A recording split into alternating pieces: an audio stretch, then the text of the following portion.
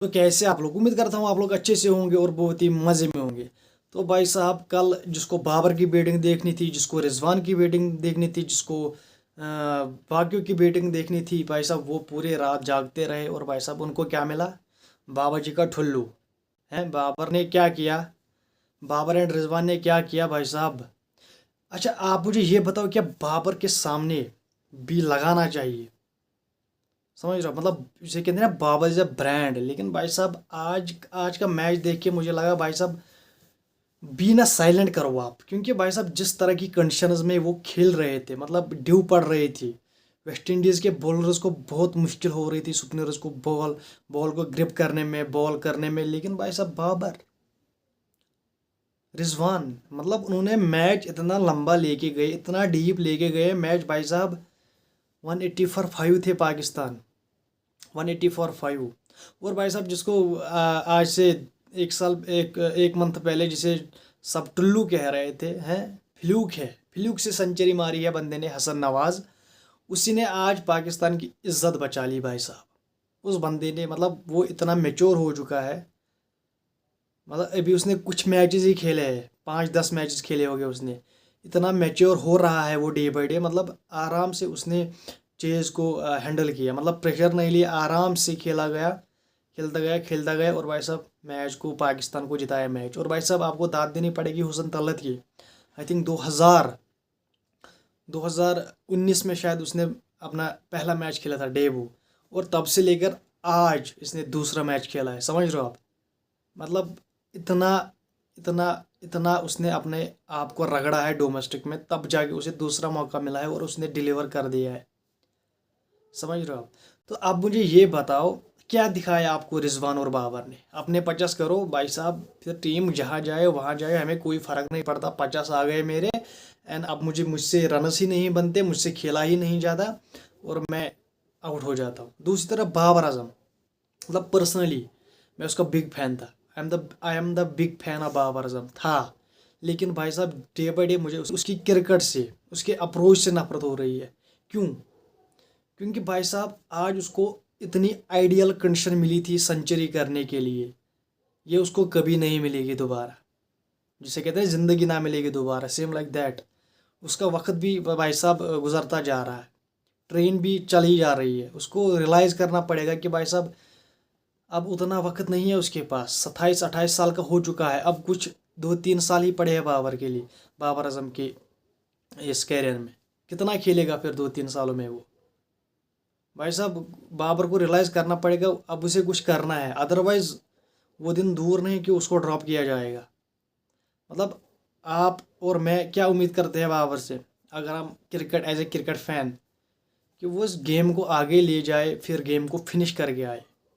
लेकिन यहाँ उल्टा हो रहा है। बाबर गेम को, मतलब डिफेंस इतना होते हैं वो गेम को डीप लेके जाते हैं, और भाई साहब फिर जब कुछ करने की बारी आती है, जहाँ पर रनर्स करने की बारी होती है, वहाँ पर वो आउट होते हैं। Same Rizwan, same Babar. मतलब आप देखो, कितना टाइम बाबर के पास था, कितने मंथ से वो बैठा था, लेकिन क्या इम्प्रूवमेंट की है उसने? कुछ नहीं। बाबा जी का ठुल्लू, उसने कुछ इम्प्रूवमेंट की ही नहीं। बस घूमता रहा इन इंग्लैंड में, किधर नॉर्वे में, ऐसे ही फोटोज डालता रहा, लेकिन अपने आप पर कोई काम नहीं किया है उसने। जो आज वो पहला मैच खेला वेस्ट इंडीज़ के साथ, भाई साहब वो सुपनर के सामने फंस रहा है भाई साहब। वो पहले भी फंस रहा था, अब भी फंस रहा है। तो कौन सी इम्प्रूवमेंट आई है बाबर में? मतलब 2-3 मंथ से वो बैठा था, लेकिन उसने अपने आप पे काम नहीं किया है। अब्दुल्ला शफीक, जो बंदा इंग्लैंड में खेल रहा था, समझ रहे हो आप? वो बंदा बहुत ही स्टाइलिश लग रहा था बाबर आजम के कंपैरिजन में। मैं रनर्स की बात नहीं करता हूँ, मैं as a stylish cover drive, तो अब्दुल्ला शफीक मुझे मोर स्टाइलिश लगा बाबर आजम से। नहीं, ये कल मुझे लगा, क्योंकि भाई साहब बाबर ने अपने आप पे कोई इम्प्रूवमेंट नहीं की है, अपने आप पे कोई काम नहीं किया है। फिर वही घिसी पिटी 40-50 सात 60s गेंदों में। अब क्या है ये भाई साहब, ये क्रिकेट नहीं है। आपको सलाम करना पड़ेगा हसन नवाज को, उसने आपको सिखाया कि गेम को आगे ले चलो, रिस्क लोगे अहम वक्त पर तो रिवार्ड भी मिलेगा। लेकिन वो उस रिस्क का मतलब होना चाहिए कुछ, कि मुझे अपनी कंट्री के लिए खेलना है, मुझे अपनी कंट्री के लिए खड़ा होना है। लेकिन जब उस रिस्क का मतलब ये हो कि मुझे अपने 50 करने हैं, देन यू विल हिट, या आप आउट हो जाओगे भाई साहब। तो भाई साहब अभी मुझे मुझे पर्सनली नहीं लगता कि भाई साहब बाबर ब्रांड है, लिटरली कह रहा हूँ। तो भाई साहब अगर उसने ऐसे ही चलता रहा तो भाई साहब अगले 1 साल में वो भी टाटा बाय बाय हो जाएगा बाबर आजम। तो भाई साहब बहुत फैंस है उसके, बाबर के बहुत फैंस है, मिलियंस में। लेकिन भाई साहब आपको उन फैंस का तो कुछ ख्याल रखना चाहिए। मतलब इतनी आइडल कंडीशन, व्हाट, क्या किया आपने? कुछ नहीं, वैसे ही आउट जैसे आप हो रहे हो 40 करो 70 गेंदों पे, तो फिर आउट हो जाओ। ये दूसरी तरफ रिजवान की कैप्टेंसी, भाई साहब उस बंदे ने पहले शाहीन और नसीम से शुरुआत की ओवर्स की। चलो ठीक है, मान लिया कोई मदद नहीं मिली, 1 इंच भी मदद नहीं मिली किसी भी बॉलर में, लेकिन शाहीन ने वो पहले ओवर में किंग को आउट लिया भाई साहब, दैट वाज ब्रिलियंट।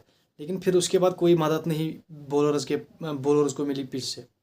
लेकिन भाई साहब फिर उसने मतलब पार्ट टाइमर सुपनर को उसने लगाया भाई साहब बॉलिंग में। सुफियान मुकीम को उसने 2-3 ओवर दिए, उसने 1 विकेट ली।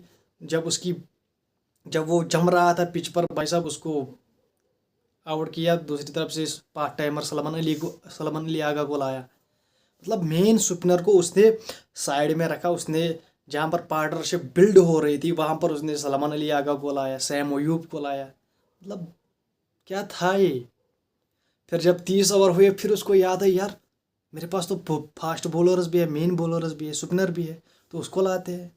तो फिर भी आपको दाद देनी पड़ेगी शाहीन आफरीदी की। मतलब उस बंदे को एहसास हुआ, आज उसे लिटरली कह रहा हूँ, आज उसे एहसास हुआ अपनी स्पीड का कि मेरे पास अब 140 प्लस की हिम्मत नहीं रही, अब मेरे पास 130 135 की स्पीड है। भाई साहब यही मैं यूज़ करता रहूँगा, और लेकिन मैं अपना माइंड यूज़ करूँगा, एग्रेशन से मैं बॉलिंग नहीं करूँगा, मैं अपना माइंड से बॉलिंग करूँगा। तो भाई साहब उसने वही किया, कटर डाले, स्लोवर डाले, भाई साहब वो उसमें कामयाब हुआ और उसने बहुत अच्छी बॉलिंग की। और सुबहान मुकीम आपको उसकी दाद देनी पड़ेगी, उसने जो एंड्स के ओवर उसने किए भाई साहब, उसने भी बहुत अच्छी बॉलिंग की।